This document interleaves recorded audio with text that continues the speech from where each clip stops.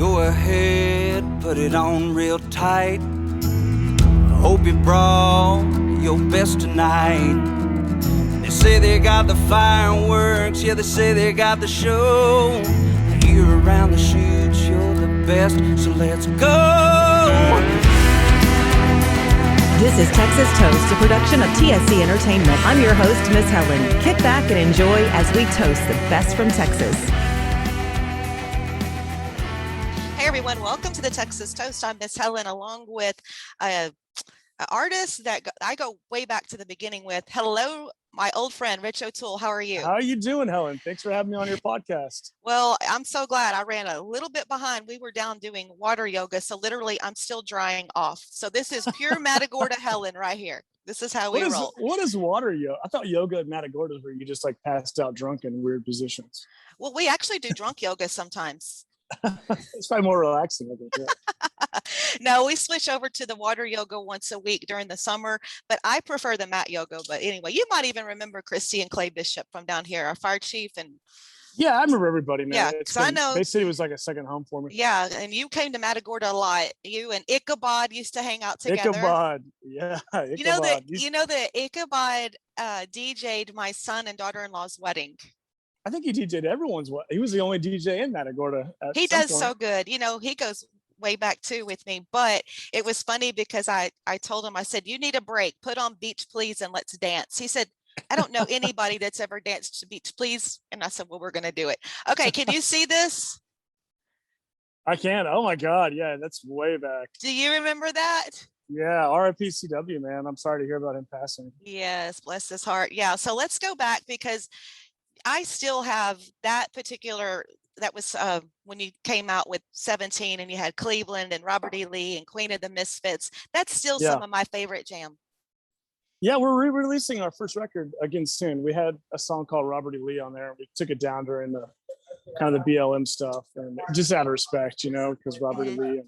And, so we're going to re-upload it back up without Robert E. Lee on the whole record next month with some live tracks of Queen of the Misfits and so unheard live tracks from like 2014 will be on there as well. So that's awesome. So you've come a long way since I kind of lost touch with you. You've released so much music. Your music library is just gigantic these days.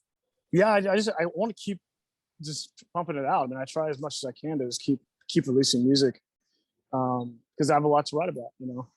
And yeah, you know, it's hard now too. It's like the music's changed the game. You know, it costs so much money to record something and you're not getting any money back for it.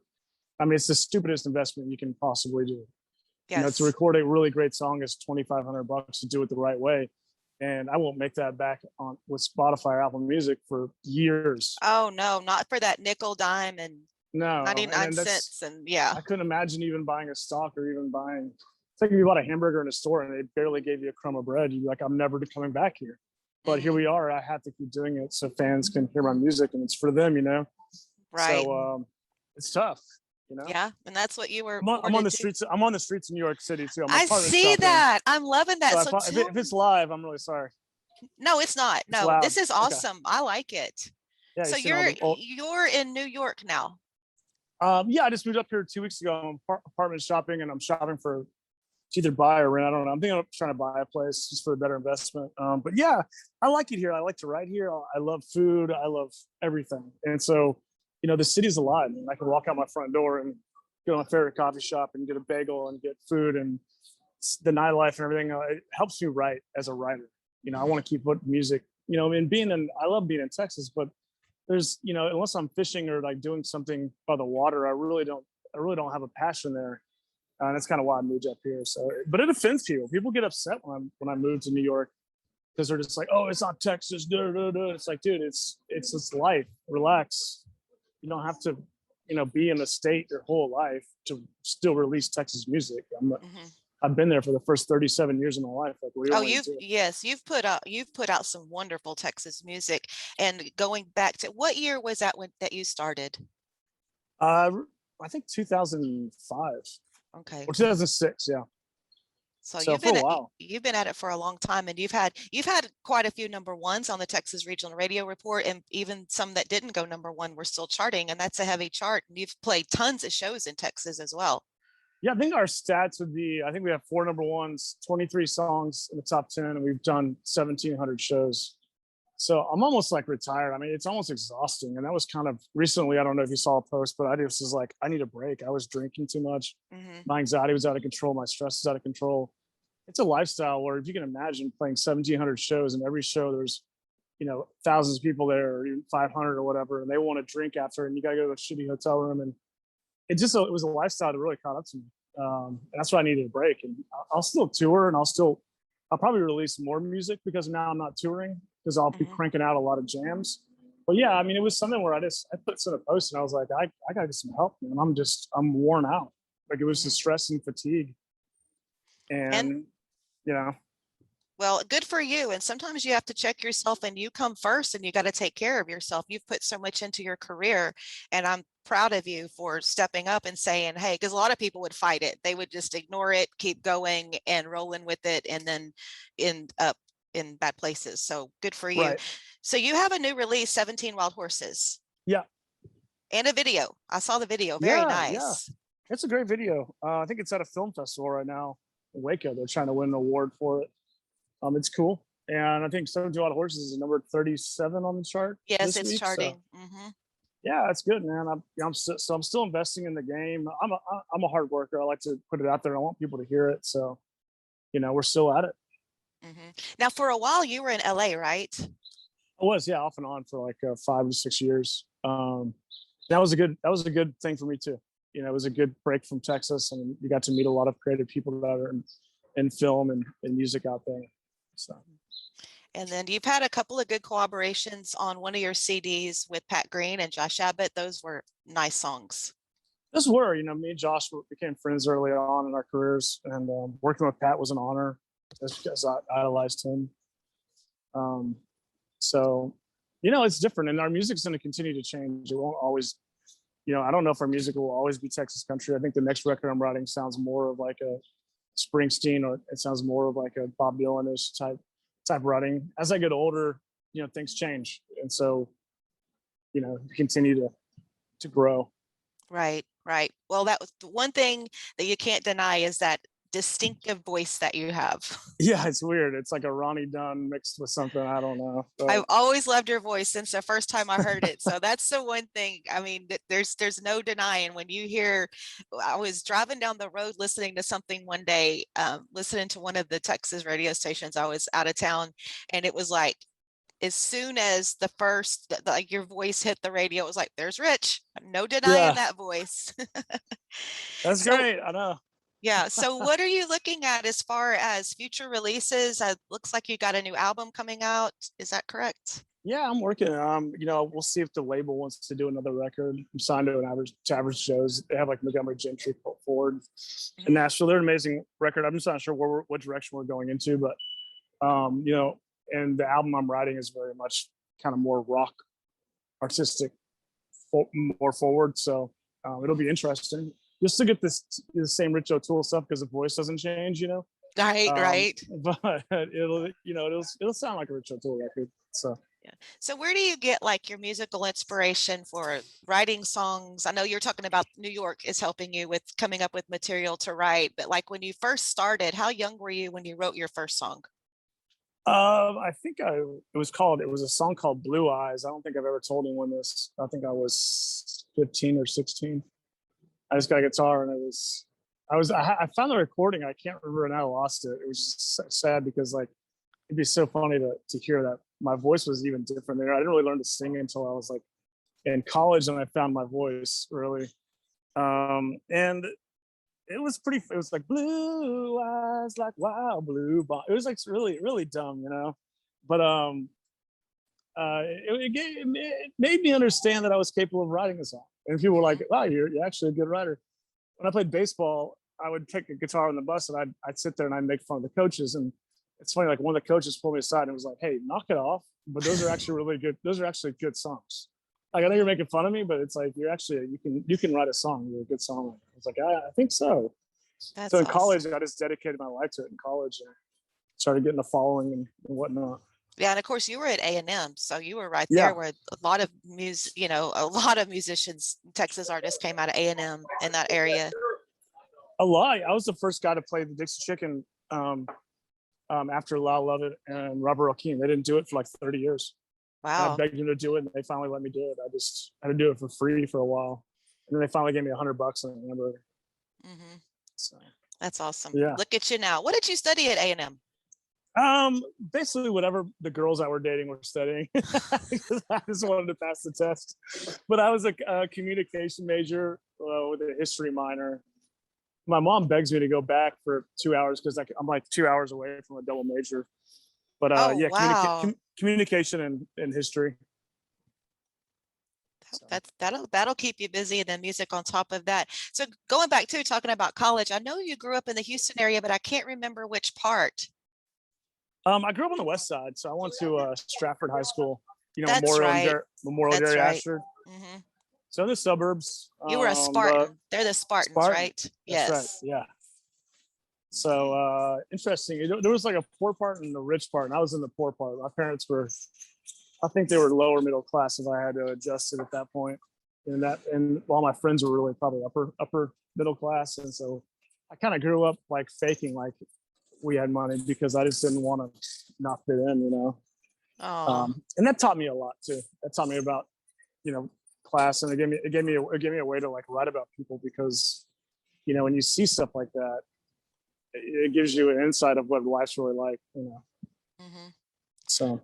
Well, so happy for all your success. And did I read somewhere I saw you had started your own record label at one point? Yeah, with Average Joe's in Nashville, they actually gave my own record label, and we're supposed to be signing a bunch of Texas music acts. But when they gave my own label, COVID hit. Oh, So for a year, I didn't tour, I didn't sign anybody. I just bought a big house in Nashville, so I was just throwing barbecues, and we really weren't even working on it. Okay. And I think the option there is still to sign somebody. It's just so hard right now because of COVID and numbers and whatnot, that I really couldn't dedicate my time to it. I kind of lost interest after a while just because it was just so hard. COVID really flipped everything upside down, mm-hmm. So, but yeah, I basically signed to my own label with Average Joe's in Nashville, which is interesting. It's kind of cool. That is very cool. Yeah. So if you were to let's say that you were going to decide, okay, I'm going to go ahead and recruit and sign someone to this label, what would you look for? Because we have a lot of up and coming musicians that listen to this podcast, and I think that would be great advice for them. Yeah, something different that I think there's two hats to wear on that project. I'm as an artist, of course, I want to sign someone that I think's a really great songwriter that has, is great live and all that. And that's someone that we would sign. On the other side of that, something that's different that I see potential in selling. It's like I like restaurants a lot. I'm obsessed with food. I know you are. I'm obsessed. I'm sober right now, and because I wanted to cure my anxiety. It wasn't like I was an alcoholic. And I plan on drinking wine again, but as I get older, it's just like my body can't handle it. My mental health can't handle it. Mm-hmm. But when I go I've been to a lot of great restaurants. And the wine's amazing, the bread's amazing, olive's amazing. There's no one in there. I did this 2 nights ago. 2 nights ago, I ate by myself at a restaurant that was just phenomenal. And the owner was like, "Why do you think no one's in here?" And I was like, "I could tell you why no one's in here." I had the hardest time finding this place. You have no marketing, man. You have the best restaurant, but you have no marketing. And a lot of people hated on Rich O'Toole early on, and they still do, because I kind of knew how to market myself.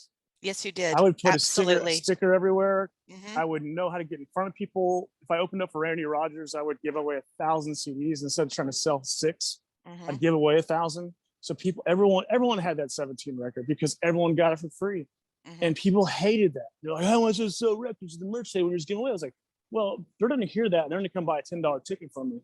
And that's what I look for. I look for someone that is talented and knows how to market themselves is the key of the music industry. And I can't tell you how many way more talented people there are than me, but they just don't know how to market themselves. Mm-hmm.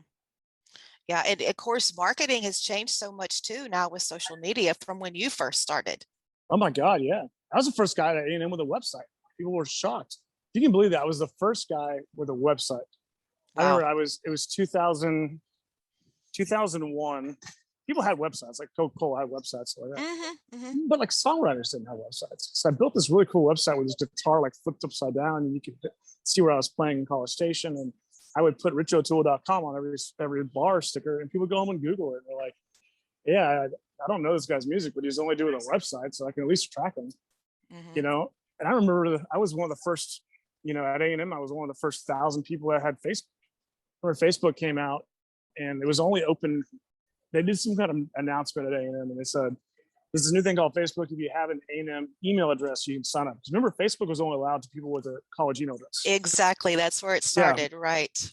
So I was one of the first guys to log in. I really had access to like any name. I could have done facebook.com/tacos and I would have got it. I mean, everything was open at that point. I chose, if you can believe this, I chose O'Rule, ORULE, which is still my real personal Facebook page from the very beginning. I was like, what an idiot. Why didn't you just do facebook.com/rich? Like, you would have been the only guy on there with that. So I think I had access to tools early on that taught me, like, okay, be in front of the game, be in front of the deal. Like everyone's got an Instagram, everyone's got Twitter. Find out what the next thing is. If you're in Texas country right now and you want to sell, find out what the next thing that people can really look you up on. Because that's where you're going to break, you know. And then, you know, like a lot of the co-Wetzel stuff like that, you know, people will want to hate on him, but it's also like, hey man, it's so different. That's why people wanted to break from the everyday Texas country, blah, blah, blah. They wanted something different. They were hungry for it, and he offered it. So, and that's the thing we've seen, you know, over all the years since I've been involved with Texas country since the late 90s up till now. It's amazing how it just keeps evolving. And then you'll have a group of artists come through, and it's almost like they come through, graduate, move on up, and then you have a new group. You know, in all these years, it's just been so nice to see the young talent that comes up, the new artists that come up, and see them evolve. And that's the ones that are consistent with what they do and hang in there. And like you said, know how to market, and they have something a little bit different to offer. They do, yeah. It's like high school. I mean, I remember when I first started, it was like me, Josh Abbott, Mark Crow, Casey Donahue. We were like we were the young freshman class, and now we're the old guys. Yes. You know? Now we're like this. We're like the fifth-year seniors now, and then there's the super senior, like over the hill crowd, like Kreger and Fowler. And right, I know. And seeing that, I'm in that age group with Brother Kevin and Roger. Don't feel bad. It's great music, you know. But it's great. They're still going. We're all still at it, and but it's crazy because it's like how my kids have grown up. I've almost watched you grow up, and I look at you. And how old are you now? I'm 37. See, so I saw that the other day. I met you when I was 22, you know. Yes, I'm like, how is he 37? Just like, how is my daughter 30 now? Yeah, that's wild. You look great. You look young and great. So thank you. This is like absolutely barely any makeup. So I was like, I tell Kyle all the time, do we really have to do that YouTube stuff? But oh well, it is what it is. I know. I feel bad too, because usually I always commit to podcasts, and I'm so busy and I'm always traveling that it's like I'm never at home. And so when I get pops up my calendar, I'm like, oh my God, like, you know, right now you're live from the East Village. I love it. That is so cool. We can buy heroin right now live if we want to do it. I don't know. we can figure it out. But you know, that's just like, I always do it in weird places because I'm like, I don't have an option. I can't just wait at home till 3 o'clock or 2 o'clock to do it, you know. Right. So yeah. So, yeah, you know, you were talking about your love for food. I love, because I do follow you on social, and you really like your tacos. I do, yeah, I really do. What's your favorite taco? You know how that started was I had to live with my mom out of college because I was too broke, and she finally bought a house. My parents were not wealthy. She finally bought a house at her age at like 53 or something. It was a really cool neighborhood, but she bought like the first one, and so like they hadn't built the other like 30 houses yet. Oh. And there was like 6 taco trucks that showed up every day, and I had no money. So I would go to like a different one, learn Spanish. I was eating the tacos for lunch while I was songwriting. And I fell in love with the culture. I fell in love that for $3, you can have a full meal, eat tacos. They're amazing. They're fresh. The produce is fresh. That was kind of where my love came from, was living in my mom's while they were building houses around her place. Yeah. Yeah, tacos are my favorite. I wish we had a good like street taco around here. We've got, we've really grown here in Matagorda. We've got some good food going on here and good shops. Hopefully one day you can get back down here pretty soon. So it's been great visiting with you, and I appreciate you taking the time, and thanks for the scenery. I kind of like that. It's different, and I'm very proud of you. I've watched you grow up, and look at that. See, I could never get to see that. If you were sitting somewhere at home, I wouldn't get to see all that stuff. You wouldn't. I know this has been, I think this street's been in a bunch of movies. I wish now I would have had mine and carried it around, and you could have seen old home here in Matagorda, seen some stuff. I should have done that. It should have been live from the boat or something. I know, that's coming. Kyle's getting ready for that. Yeah, because it's like I'm either coming up here rolling like this, or I got fish slime on me, which I love the smell of trout slime after you clean. I do too. I could eat fish every day. I love the ocean. I was just in Belize for about 3 weeks, and that was so much fun. That's all I ate was fish. Yeah. So what I'm going to do is I'm going to ask you a little different question than we normally ask. Usually it's, if you're a cocktail, what would you be? But Rich O'Toole, I'm going to ask you, if you were a taco, what would you be? I would be a barbacoa taco. I love barbacoa. It's my favorite. All right. Well, good luck to you. Continued success. As always, I still, like I said, I have all your music in my library, because you've got so many songs we didn't even go over, like God and George Strait, and just that, look up Rich O'Toole. I'm sure everybody that's listening is familiar, and it's nice to get updated and see that you're doing great. You're in a good state of mind, and I'm just so proud of you.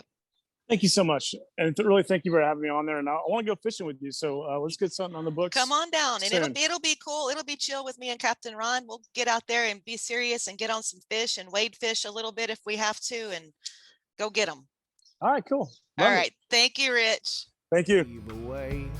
And with a heavy tongue, she knew where I was from. As she left, I dared to say, well, you can go to hell.